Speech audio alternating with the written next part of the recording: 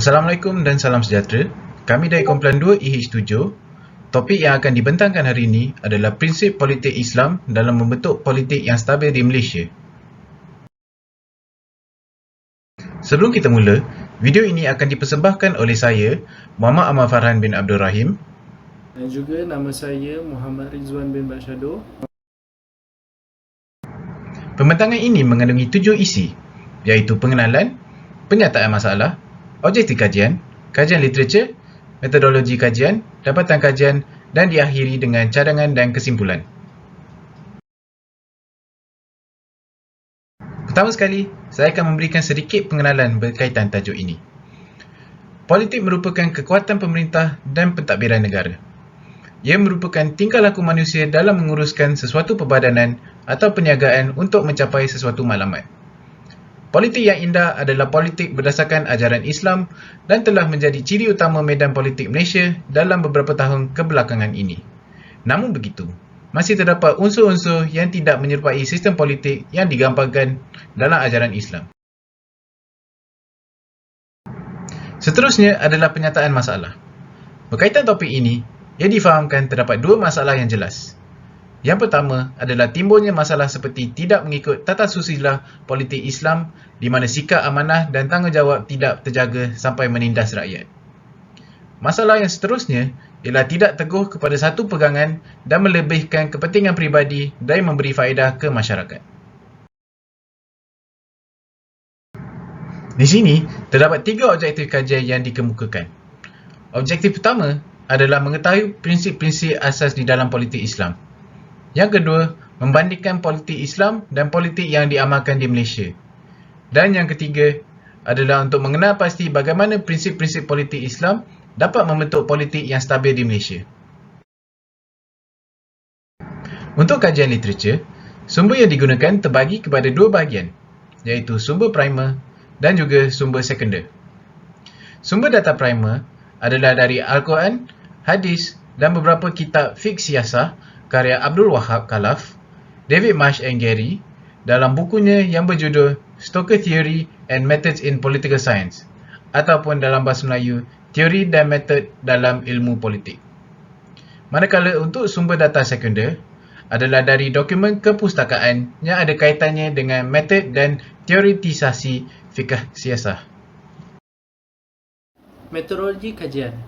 Kajian adalah berbentuk kajian kuantitatif yang digunakan untuk mengkaji tahap kefahaman dan pengetahuan seseorang responden mengenai tajuk prinsip politik Islam dalam membentuk politik yang stabil di Malaysia. Menurut sarjana barat seperti Prof. Barron umpamanya yang menyatakan bahawa sukar untuk memberi definisi politik, tetapi terdapat dalam bukunya penafsiran yang ringkas tentang maksud politik, iaitu ilmu politik ialah ilmu mempelajari kehidupan negara. Manakala pandangan sarjana Arab seperti Muhammad Kurdi Ali dalam bukunya Aqwaluna wa Afaluna menyatakan bahawa ilmu politik adalah termasuk ilmu yang paling sulit tetapi amat penting oleh manusia. Dapatan kajian terbahagi kepada 3. Yang pertama, perlindungan iman. Seperti yang disebutkan di atas, tauhid adalah kepercayaan pusat dan sumber tertinggi semua nilai. Perlindungan iman membayangkan bahawa semua kuasa negeri tidak boleh bertindak sebaliknya dengan tauhid atau nilai-nilai yang ditarik daripadanya.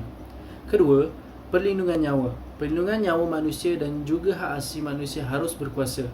Raja-raja bertanggungjawab secara langsung untuk melindungi kehidupan manusia. Hukuman mati mesti dijaga dengan perlindungan ketat dan ulasan pelbagai lapisan.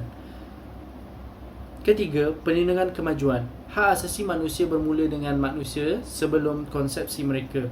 Ini termasuk hak untuk hidup. Negara mesti bertanggungjawab sepenuhnya untuk menyediakan kesihatan dan pendidikan. Apabila warga negara menubuhkan aukaf untuk memberi pendidikan dan perkhidmatan kesihatan, ia mestilah dilakukan di bawah yang diterima secara social standard, diluaskan oleh masyarakat. Kerajaan mesti memerhatikan dalam mengeksploitasi semua jadi sumber percukaian dan membiayai kepentingan masa depan turun-temurun. 4 cadangan yang boleh diutarakan. Pertama, kepimpinan hendaklah dilakukan melalui kaedah musyawarah seperti yang ditetapkan mengikut peraturan Islam. Kedua, Islam sebagai agama rasmi tanpa mengenepikan agama-agama lain. Ketiga, menerapkan etika Islam dalam berpolitik dengan berpandukan Al-Quran dan Hadis. Keempat, tindakan undang-undang yang dikenakan ke atas pihak yang bertanggungjawab hendaklah untuk memberi pengajaran kepada masyarakat setempat. Kesimpulannya, sumber kedaulatan dan kekuatan dalam kerajaan Islam bukannya kehendak pemerintah dan bukannya kehendak rakyat. Ianya adalah hak Allah Ta'ala semata-mata. Allah Ta'ala yang menciptakan perlembagaan umat Islam yang bersifat abadi dan manusia tidak berkuasa mengubah apa yang telah sempurna daripada Allah. Firman Allah maksudnya, sesungguhnya yang menetapkan hukum itu hanyalah hak Allah. Al-Quran adalah kitab Allah dan perlembagaan orang Islam. Kedua, As-Sunnah pula adalah nota penjelasan kepada perlembagaan itu. Perlembagaan itulah yang membatasi kekuasaan kerajaan. Kekuasaan pemerintah dan kekuasaan rakyat semuanya kembali kepada kekuasaan Allah Ta'ala. Sesiapa yang mencari petunjuk yang lain dari Allah adalah sesat.